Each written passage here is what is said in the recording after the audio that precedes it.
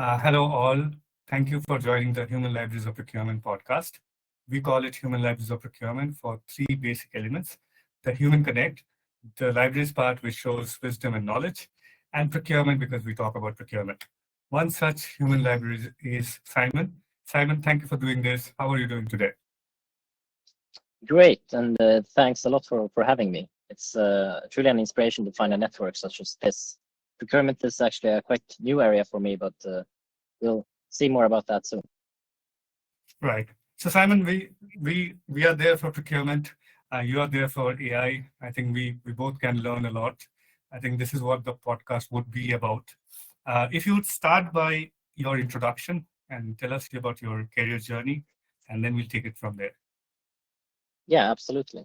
So, as hinted a bit previously, my journey actually started more alongside the technical part of the side of the joinery between technology and procurement.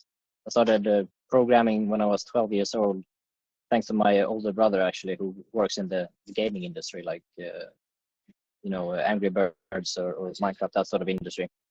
But as soon as I became by then a grown boy, perhaps, then I got a mind of my own and started studying to become a software engineer in computer science, basically.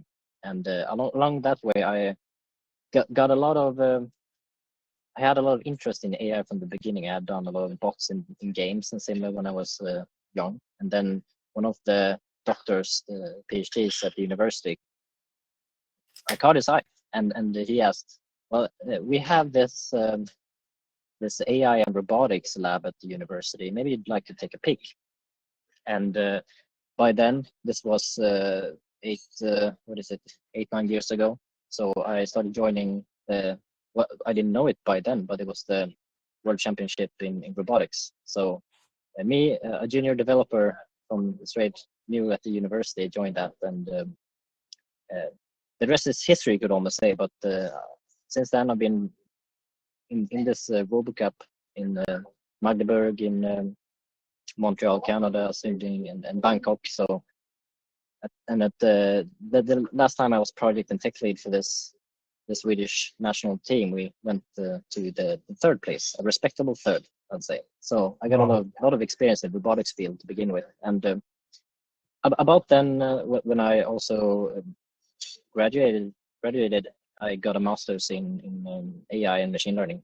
And I started actually, even before I was graduated, I created with some friends my own companies. And that's at that point how it connects to procurement. There was one specific company which I joined as a CTO, and still I'm the CTO of, called Fun Factory, where the main problem there was inside procurement.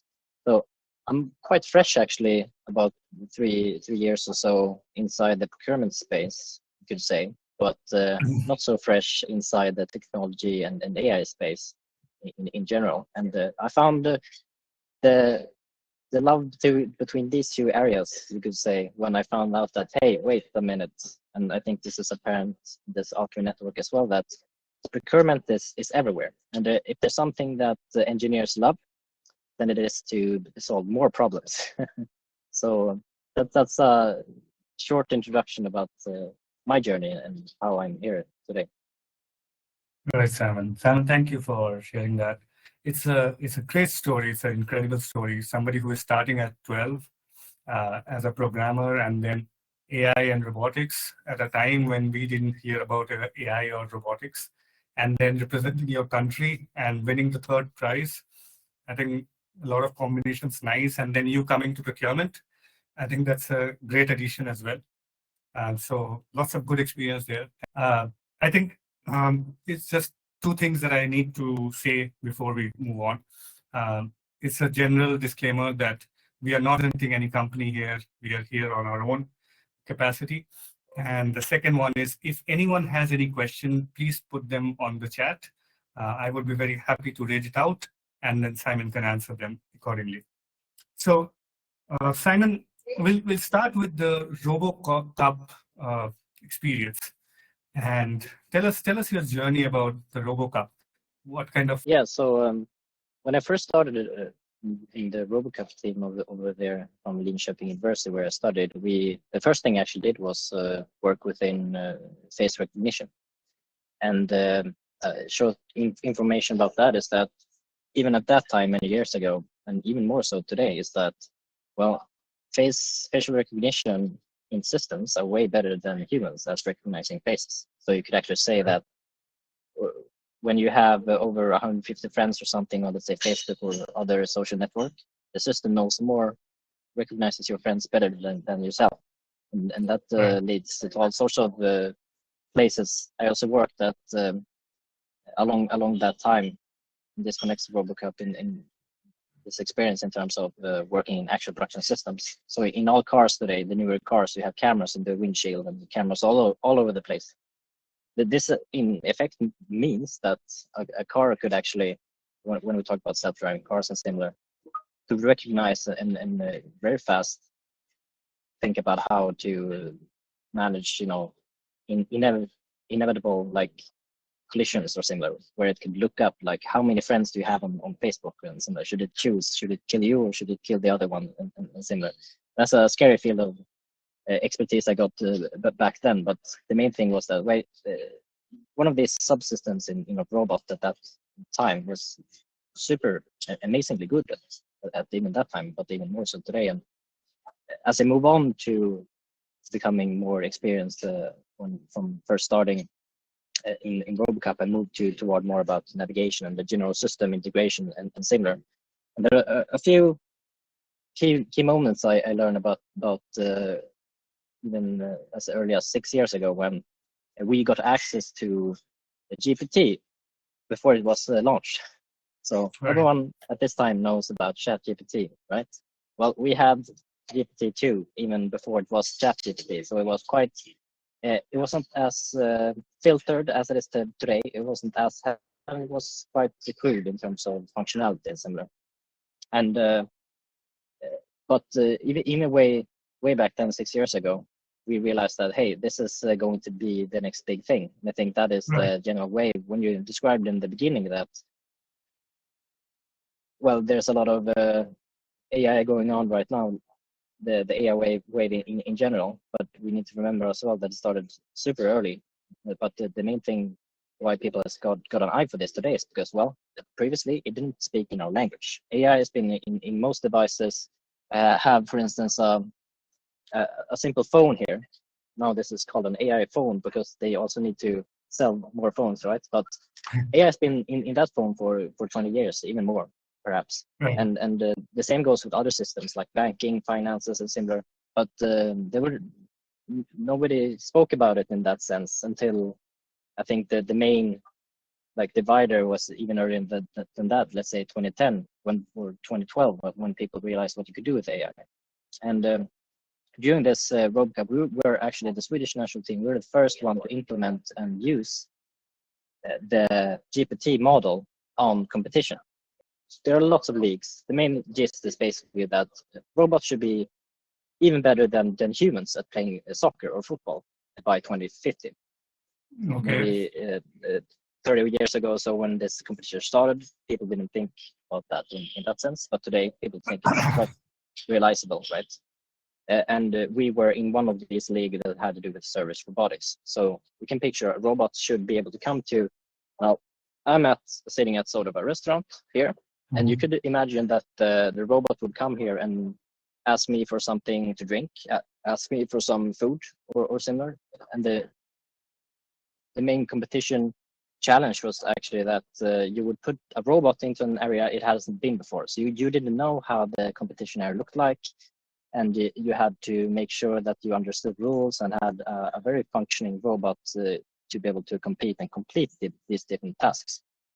And even back then, we had I have a story around this where we implemented GPT-2 at that time into the robot. This was before ChatGPT was known, but a way better model than we used back then. Is that we to give you an idea of how rough it was, is that we put the robot, the GPT, into its head, so it actually could listen, and we input it to the model like you would type the ChatGPT today. But it listened, and we transcribed everything it heard to text and then fed it into the model.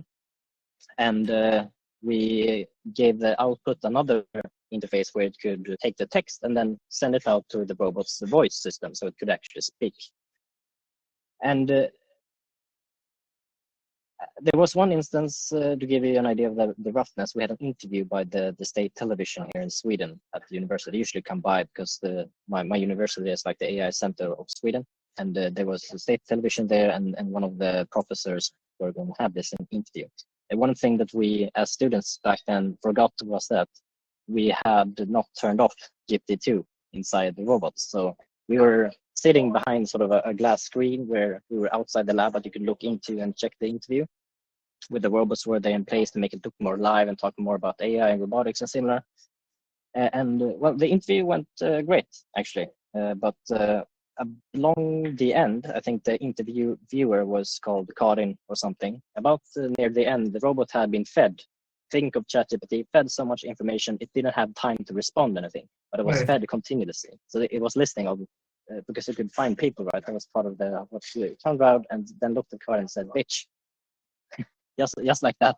And that was how, that was not the worst kind of story where it would call out profanities to people, but it had numerous problems with the internal monologues and very scary things, actually. And so, but we had to make do with that as engineers to complete. We were the first team to complete one of the tasks they had to do in this competition to help a blind man find like a CD or something. We realized then that, hey, language models, transformers, they have a lot of potential, even more than we could do back then, but we saw it. And before that, even then, there was the start of, some sort of AI wave even then. So I mean, especially in Swedish, I don't know how to translate it, but when you kind of slip into a good place without intending it, that was the case for all of us who were in this competition. So it gave me experience. It gave me an early experience with how to use language models, and of course we used facial recognition, all of those sort of things as well. And I think the main thing I would bring forth from that is, wow, there was a lot of potential with AI, but also meeting all those competent and interesting people at these competitions, international people, just like this network, where everyone were so amazingly good at everything they did. It was almost scary being in a place where, of course, there's more robots than people, but also the people are everyone is smarter than you, basically. And there were a lot of different things we may come back to when we mention it later, but that was a longer description of my experience in the RoboCup championship, you could say. Right.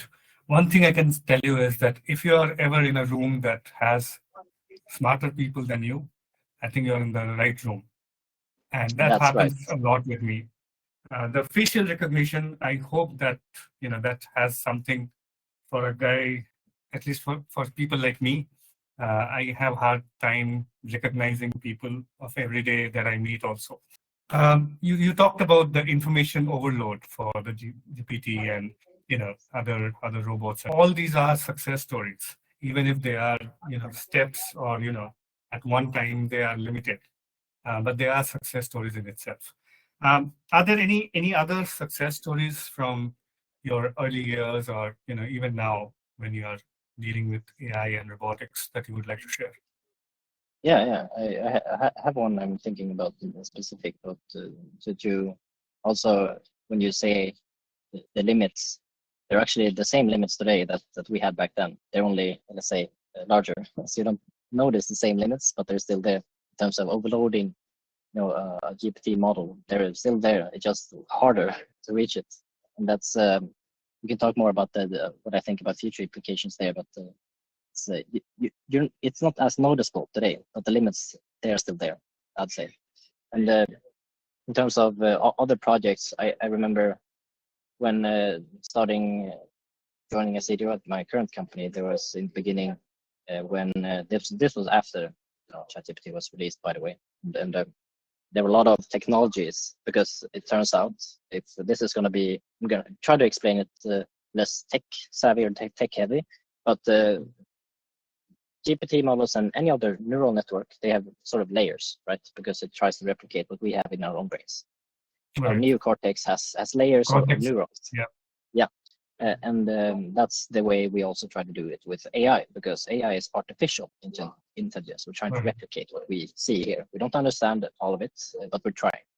And turns out that there are a lot of technologies that were spewed out when training large language models that is helping even today. For instance, when you have, let's say, 100 layers, but you cut off the latest one, it turns out that the rest of the network has a representation of information, which is one of the main, we're going to talk a lot about this today, but one of the main powerhouses of the language models today, but in general of AI anywhere.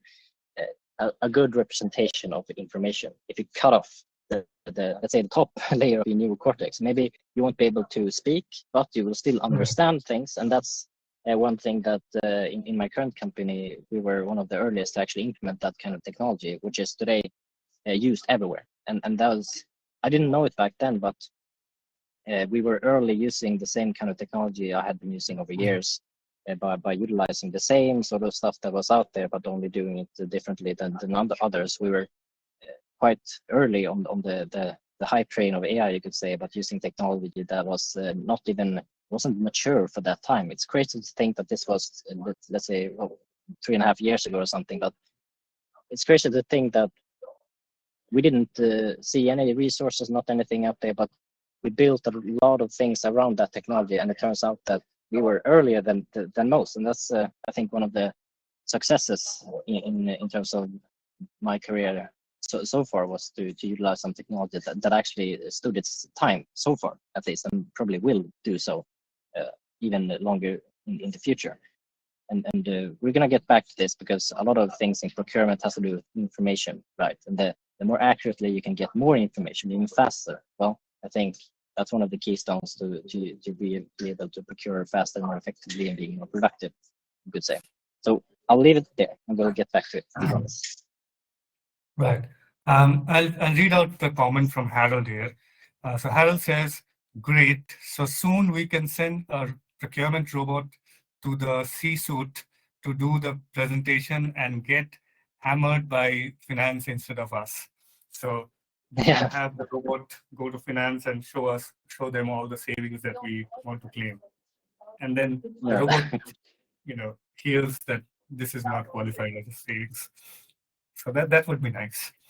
But before I get into procurement a little bit more, I think you are an entrepreneur, and as an entrepreneur, I think this is the best age. And how do you see as an entrepreneur as to these times, and how these tech and all that things that are happening are helping you? I think zooming out a bit or digging down to more of the root things of everything, let's say, as an entrepreneur, is that you want to have things done, and the faster you can do it and as proper as you can do it, the better.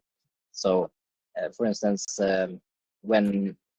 this is from today, super fresh, I can have an AI agent working on my phone while I'm on the flight, or during the flight. I was actually instructing it to do a lot of things through my phone because I couldn't pick up my laptop, right?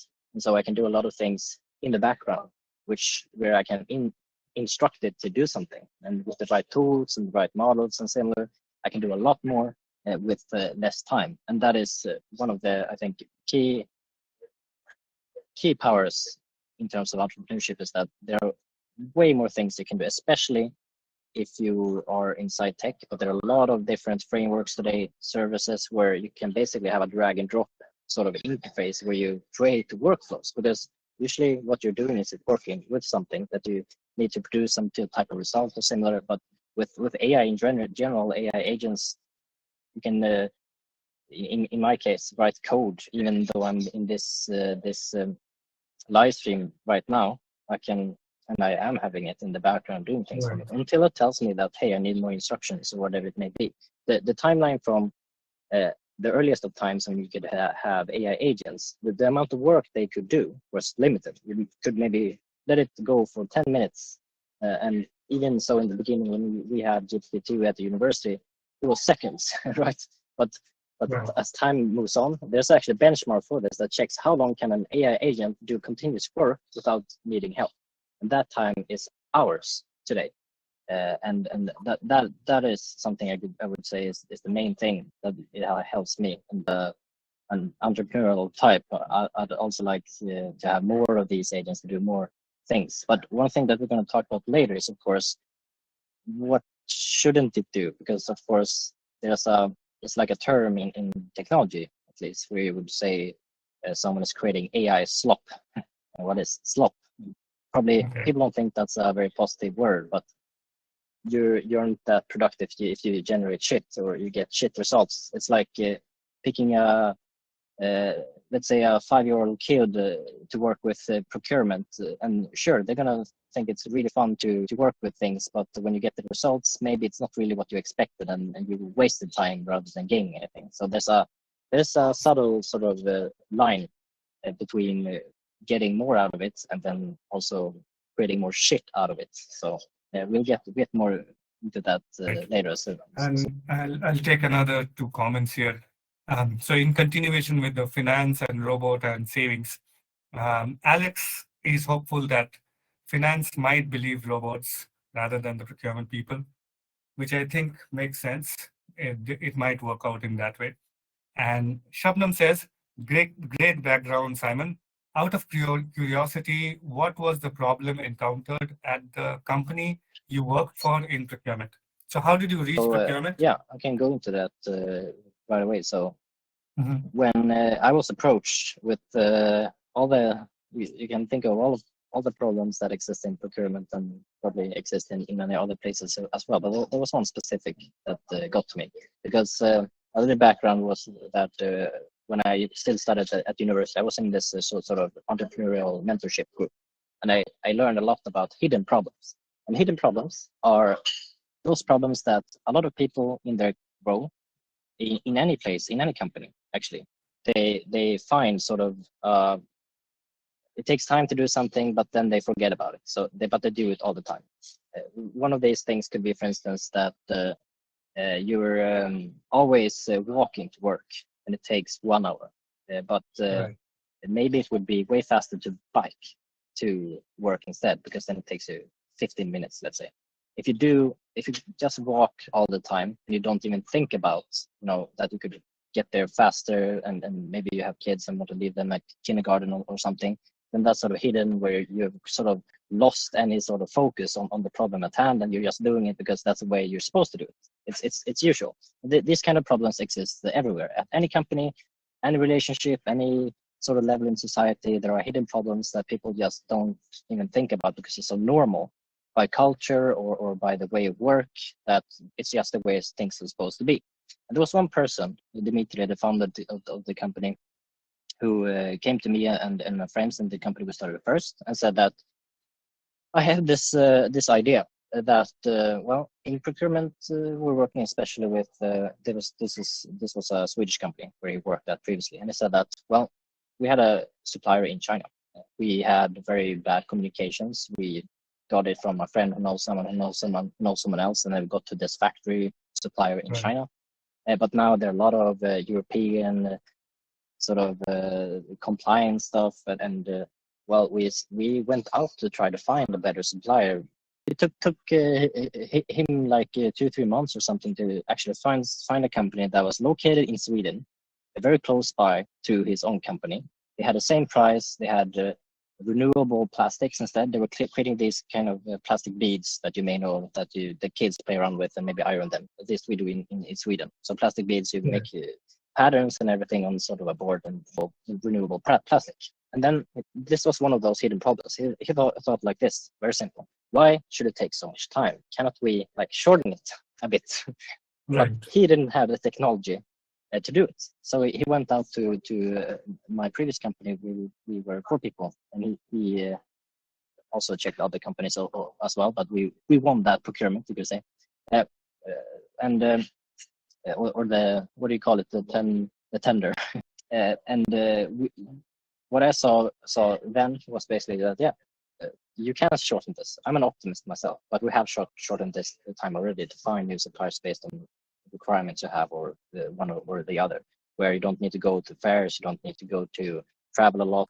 There are a lot of hidden costs as well that people maybe think about or they don't think about it. But for instance, when a company like the founders, it would go to like a fair in, let's say, Germany, and he'd pay a lot of money to have a hotel, travel arrangements. It took a lot of time. It went to a fair with like thousands and thousands, and even more thousands in China, of course. The fairs, they are amazingly big, and have to walk through like a labyrinth, a maze, to find the right supplier, basically. That was the main problem. How do you find the right supplier in it, shorter than doing all those normal things that you usually do? Or what do they get the right information is another question we can battle at later during the stream here. And that was basically the main one, supply discovery. And now we moved into other problem areas that we found. Turns out there are a lot of fun problems to solve for me as an engineer. So, right. I like that problem-solving thing. That's one of the core things for procurement as well. You could have done anything for that matter. What do you like in procurement? Why procurement for you? Yeah, if there's something that engineers like, then it is to optimize problems. So the bigger the problem, the more good you can do to the world. And procurement is, I didn't think about it like this at the beginning, but well, every company has some sort of procurement, right? So this hits all companies in the entire world. Everyone has to do procurement. And that was the main thing that I saw, was that, oh, this has a huge potential, because there are a lot of problems to solve. So solving one problem for one company means that it can be scaled to other companies as well. And so I can do something better in the world if I help make a procurement better, because it means at the end, better products, better services means a lot of things become better, right? And at the end, the people working with procurement at different levels, depending on what they do, also means, maybe I usually say this, that well, it could mean that you get more time for other things that are important. For instance, relationships with suppliers, instead of spending lots of time finding information, sending out RFQs, RFIs, or RFPs, writing contracts, using templates, working in a lot of different systems. My why in this world, at least, to use technology to help people in the world in general. Right.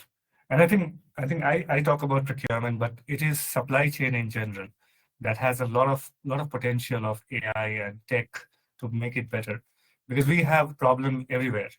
And the other thing is that supply chain is only as strong as your weakest link.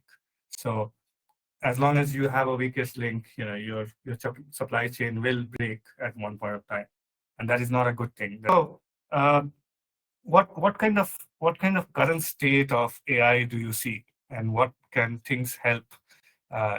Like, how can AI help for supply chain or procurement? So a lot of the things that are being done in procurement that I've seen is that there are a lot of information being passed back and forth between people, depending on how big the company is. You're researching, you're gathering information, you have supplier portals, you have a lot of things that the backbone of that is data and information. You need something to be able to finalize your decision. It could be your new supplier, it could be replacing a supplier, it could be ending a supplier, depending on information gathering, presenting it in a readable way, a format, whatnot, sending it between back and forth with different systems.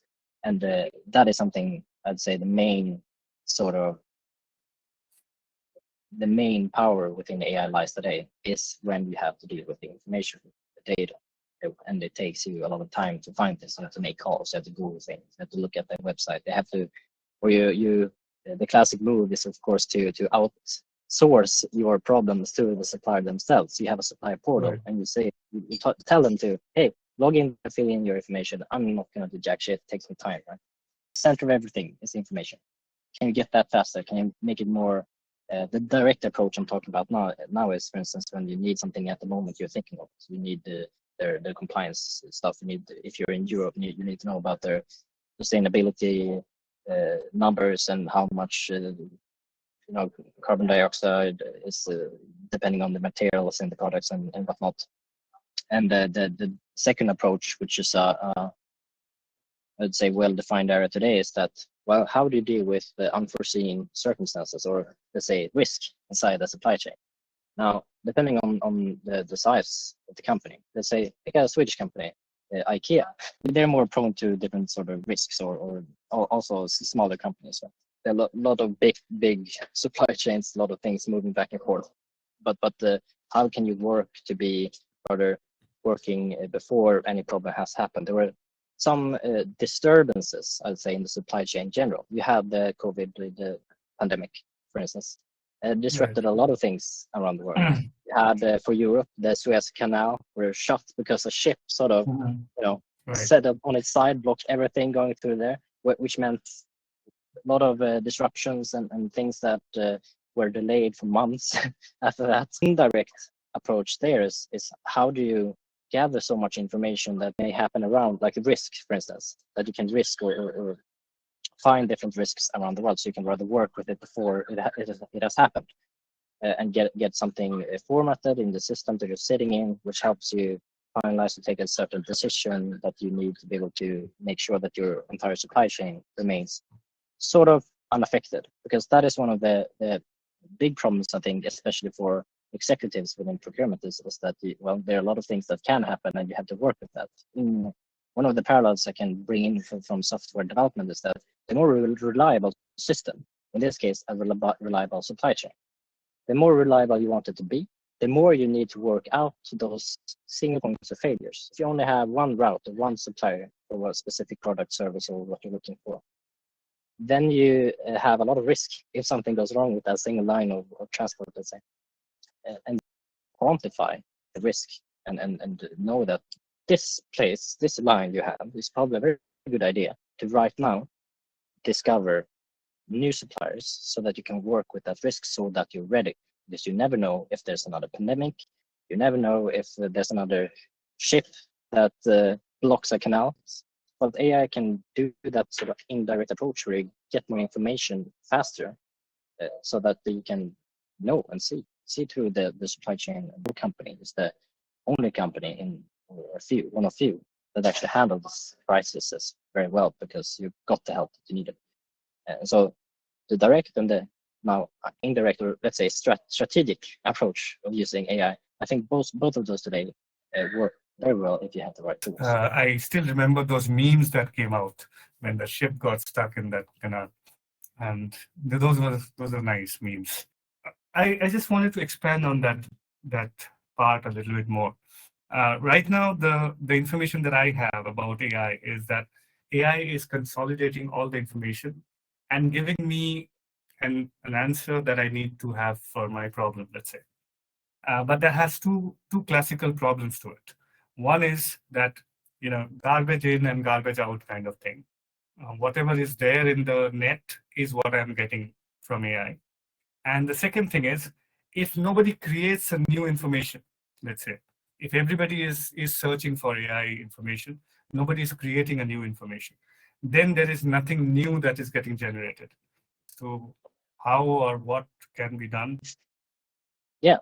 So there are, first off, I want to reinforce the idea that you have, that there are a lot of graphs showing that ever since ChatGPT came out, a lot of more, let's say, EM dashes out there on different sites, sort of blog sites in technology, but also in supply chain, of course, everywhere.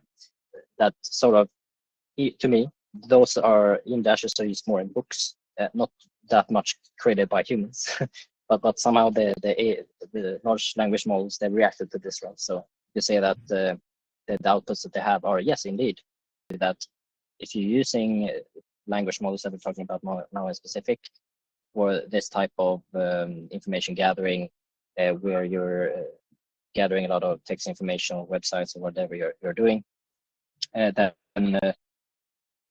it could be prone to a lot of problems there. But they're trained on known information before that. But the issue comes even further down the line, right, where they're trained on even synthetic data, synthetic information, or generated by another language model. So you're sort of amplifying, you could say, patterns that already exist out there, which is a good thing, perhaps.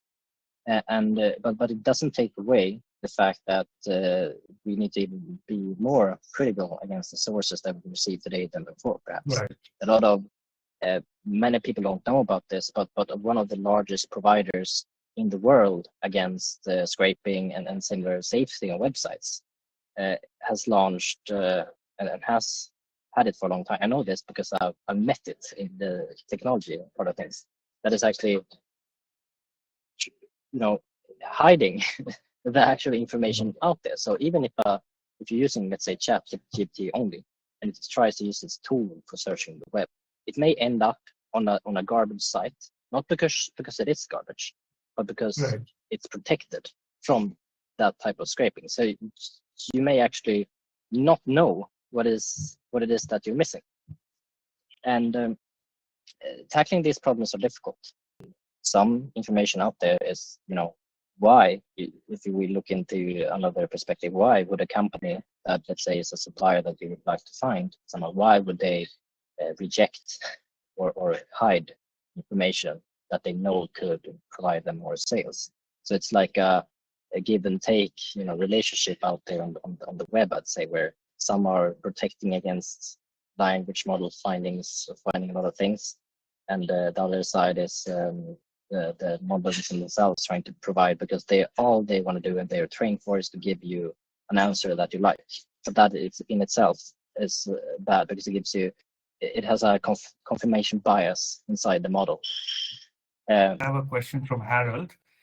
He says, what do you think about the ability to use AI on contracts compliance and daily supplier performance? So your views on that? That you have that you do this for today. Let's say I'm speculating now, but if you have contract compliance, you may have a lot of numbers that, let's say, from one point of view, they need to, the provide. KPIs. The KPI numbers. You compare one number to the next, and then you find out. One other part can be the more soft sort of compliance things that you bring into the contract. Let's say we have from one of the companies in Sweden, we have one of the paragraphs in the contract says that you cannot use child labor in a country that could be plagued by it. So how do you generally make sure that you can comply against that? Do you trust? You can trust completely the information that they give. Of course, that's one option, where numbers are numbers, and you know what you're getting in deliveries, let's say. And the other one is that if they say that they're not doing any child labor, sure, maybe believe it or believe it not. But what AI could do in that case is on the same sort of level we just discussed, where what is the actual information out there from different sources, say, because it's way easier than ever to be able to scour the web, it can find information that this country actually says that this company digging itself into. Then you have to, of course, decide, well, do we trust the supplier, what they're saying, or do we trust this external source that says generally could be on one top high level, this country is plagued by child labor, that's it. And the other one could be that it's marked, actually. One association or federation or what it may be is actually marking the specific company. Then that's one way in to actually say that, okay, they're not compliant, we need to shut them down or other. I'll just add one or 2 points here that I have discussions with some suppliers who are into AI as well. So one of the cool things that they told me is that you don't need to read the entire contracts of 5 suppliers or 50 suppliers. AI can read it out, and they can tell you what are the KPIs, or like you said, right, the numbers can just come in, and that, okay, this is where the supplier is meeting the performance or not. That is one. The other one is that the web has a lot of information about financial fraud and everything, like the child labor that you said, right? So if there is any information on child labor for that supplier, that gets highlighted by certain AIs. The first point that you're mentioning, like summarization, that's one of the, I think, very well researched and applicable areas for AI today. And I think we touched on the confirmation bias. Alex here says, how do we manage bias? So any bias for that matter. Humans have a tendency to go with bias rather than anything else. How do we manage bias if we are talking about AI in general? I've read a lot of books in psychology, and one thing that is true is that humans, like you said, it's not only that we have tendencies to be biased, we definitely are biased. Okay, Right.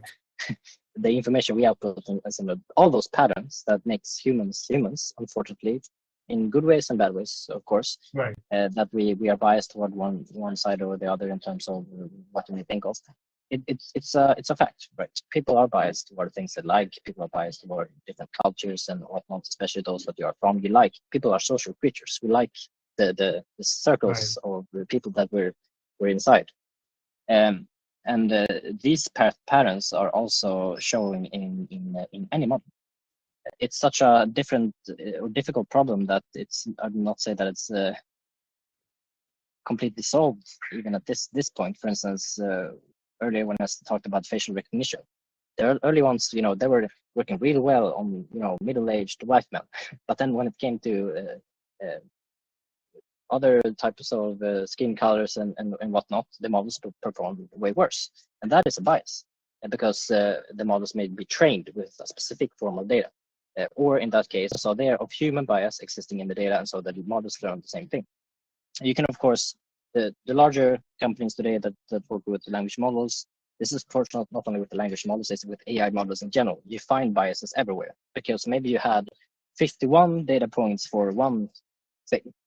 Let's say you have an AI model that classifies something. It doesn't need to be a language model.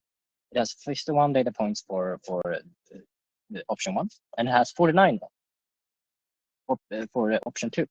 Then you have introduced a bias inside the model if you train it. I suggest to work with bias in general is that always know that the biases are there. And so depending on what type of AI you're using, if it's a model you trained yourself, if you're like that, or if you use a language model in different types of systems, there will be bias. And the same thing goes here, is to be critical alongside.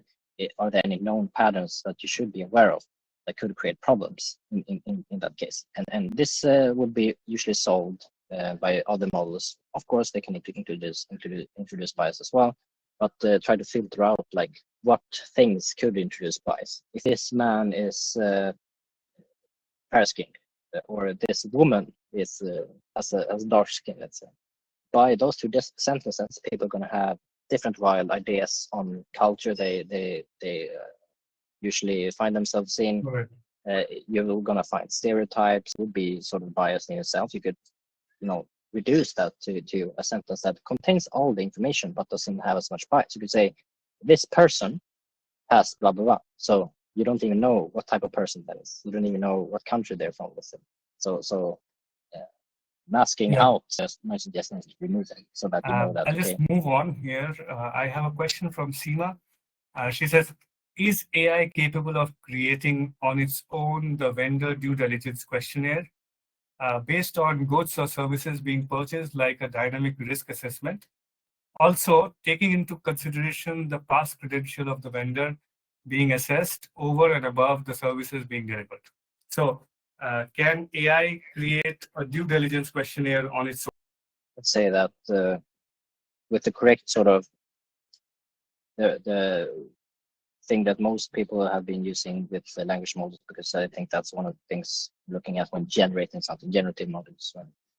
I'd say absolutely. You just need to make sure that the model itself understands what type of role it is. You can actually infer or give it instruction on the type of person or actor it should represent. And so you could actually, continuing on from the last question there, to let's say that you are an unbiased person who works at this company inside this, right? And you tell it what are the main points that you're evaluating, and then ask it to create that due diligence questionnaire. Then yeah, I trust that more than myself, and it would go way faster. And with some review of an expert, then you maybe add a few questions or two, but just make sure that you know what you're asking for. Is missed is that we humans have a lot of things in our heads. We make a lot of our own inferences about what we understand, what we need. A model doesn't know us. A model doesn't know what sort of company you're working at or what problem you're trying to solve. The more information, the more context you can give it, the higher likelihood of it doing it the way you're expecting it to do. So you have to sort of treat if you're not using your own data in the beginning with sort of your own agent, maybe most people don't, but the more information you give it, the better it's going to do it the way that you expect it to. Or, for instance, some really crucial context about what it should know that you already know, so that it can use that to create an expert in a questionnaire in terms of doing it from the get-go.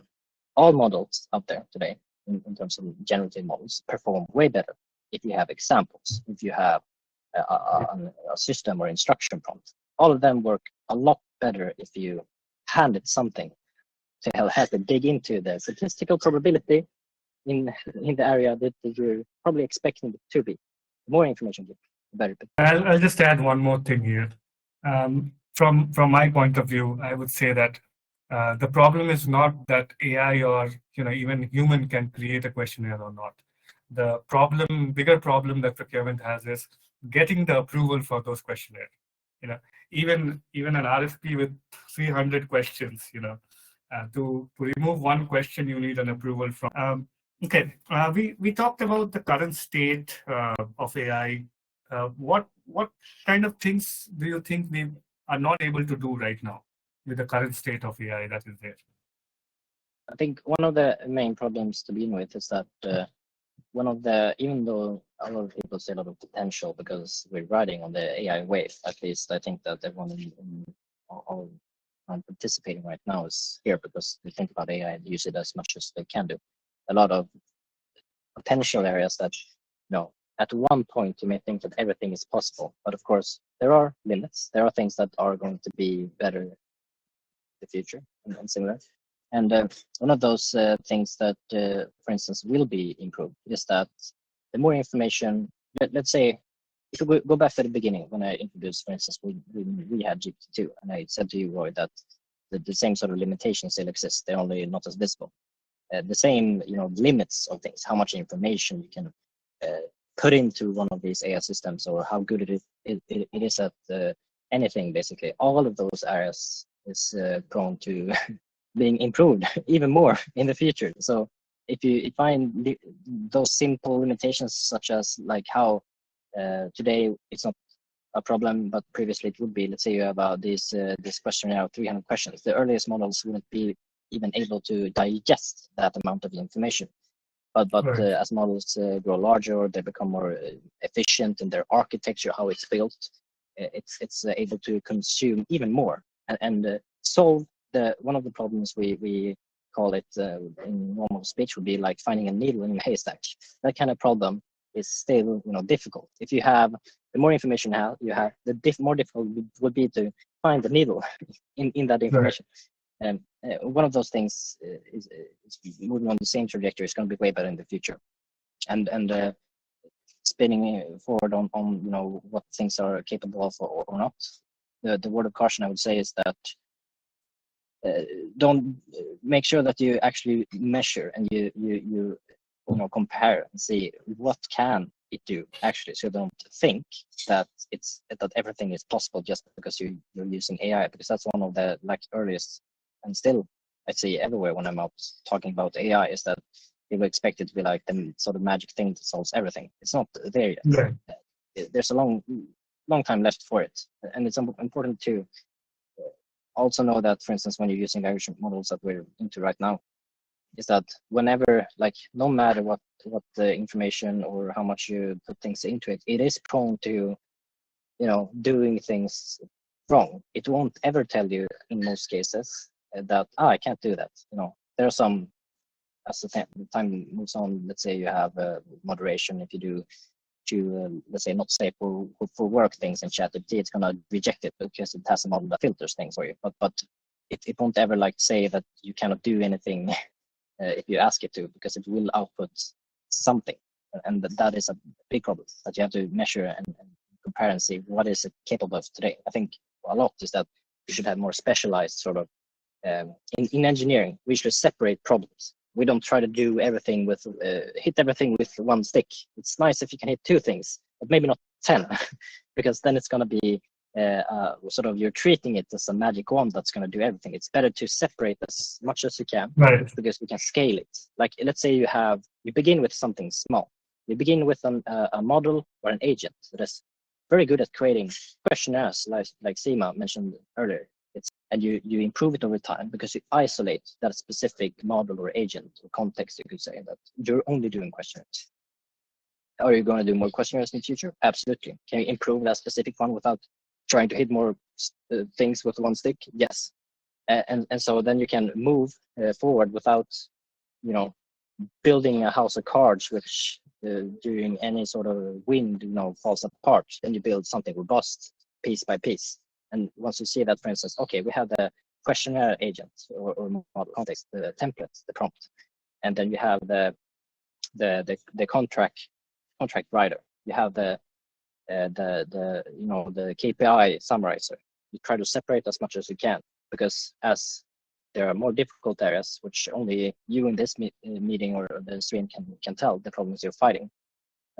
Maybe it's not possible today, but if you build it like this, separation of concerns, basically, then you can you see that, hey, something happened in the world today. We can actually create this next step, but you don't, screw shit up from something that we did previously.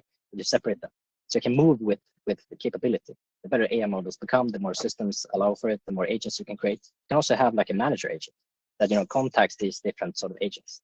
That's how we do it today, because of these needle in the haystack problems, for instance. So that is one part of the future, and a suggestion: build separations, separated agents and prompts, basically, to make something work really, really well within its defined area, and then just expand horizontally rather than trying to fit everything on the vertical side, because the glass is gonna fill over, and then it sucks up everything instead. Yeah. Do you want to talk about your company in a bit more details? Yeah.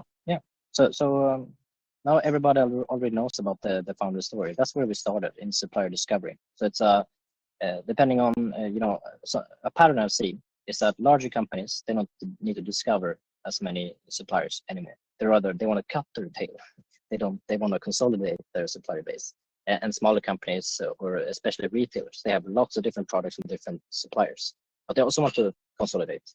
So we're moving a lot from the main thing that we're working with today is supplier discovery, but we're moving into more a module which we call, enrich. You can look that up on our website, but that means that we're working with the current supplier base, working with the risks, working with finding commonalities, patterns. Could we move from 3 suppliers into 2? Or do we need to expand from 3 to 4? That is key information that's needed.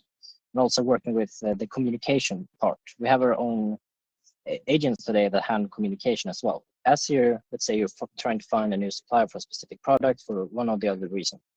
We utilize what I just told you about agents. We utilize that same architecture, the same sort of thinking about separations of concerns, in order to be able to take a long list of suppliers, let's say, and move it to a short list by not only finding the information from our own proprietary database, where we have lots of the web, we have even private databases, we have manual data that we have to move in, because we know that it's not enough to go to the website.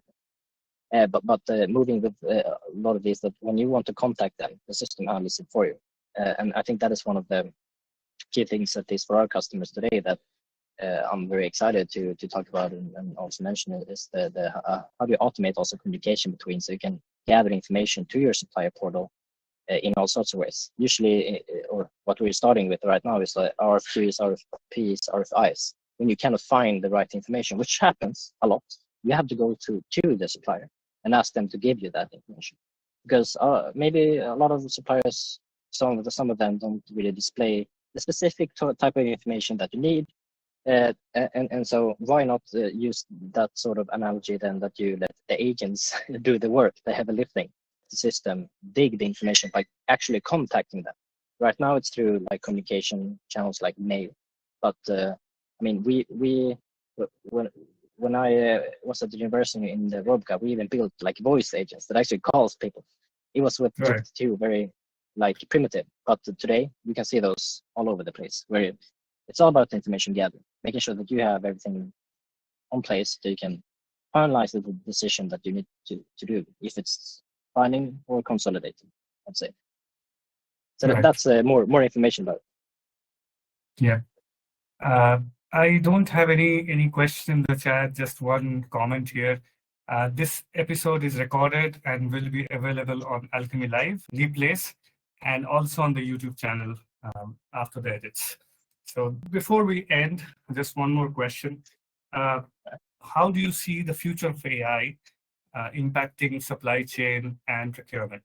What are the possible near future projects that you think would happen? Yeah, that's a big question.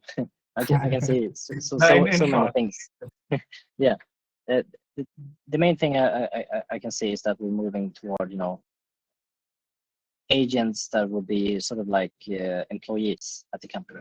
I think that the future may entail that you're very fine with when we got over the cultural huddle of thinking AI works with us as a complement, like a complementary tool. I think that the future entails that we'll have even more of these sort of, call them AI employees in the company that are more independent than you would have them today. You don't need to be there for its work. You can actually have it alongside producing results and maybe reporting to you, so that you have more time for the, like you mentioned in the beginning, more time for those relationship with the suppliers, more time for doing the work that maybe strategically more fun. I think that is what we're going to see in the future. And in terms of AI research, I can say that we're moving toward another architecture because there are limitations in what we see today. And I can recommend a book as a final thing here, is to read a book called 1,000 Brains, because it gives you a lot of information regarding how our own brain works and how far away we are actually from true intelligence, which gives you sort of an idea of, okay, something's going to happen in this field of AI that's not possible today because of how they're built. I think that is something to look forward to. What happens? What is the next step? Because it will happen. The issue is how or when, you could say. And final remark there as well. Keep up to date to know what is trending. What are the technologies or different AI agents that you can utilize to speed up your work? Because if you don't use it, then you're going to be run over by someone who does. Right. The 1,000 Brains, is it? The book. Yes, by Jeff Hawkins. Jeff Hawkins. If you're into understanding the brain, then you'll get an idea of. Right. So that's a good recommendation. Anybody who wants to read it, please, 1,000 Brains. I think on that note, I think we are done with the questions. We are in the final minutes. Before we close, Simon, is there anything that you would like to add or anything you'd like to say? Off the top of my mind, I don't have anything extra other than that. I know that everyone participating here, perhaps watching or listening to it afterwards, I think that you're on a good way forward in terms of the future, because you're curious, you're interested in knowing how you can do things better. And in general, I'd say that is a fantastic and a good sign of a good person that wants to move forward and make the world a better place. Right. Simon, thank you so much. It was great discussing with you. A lot of good topics, how brain works, how logic works, and how AI works. It's a great learning for me. I hope it's a learning for all the people who are listening to this. Getting these comments that this is an informative session and great session and all. So thank you again, Simon, for doing this. Thank you all for joining. Great questions. Thank you for involvement. Have a nice day then, everyone. Bye-bye. Thanks. Bye-bye. If you like this video, please like and subscribe to the channel.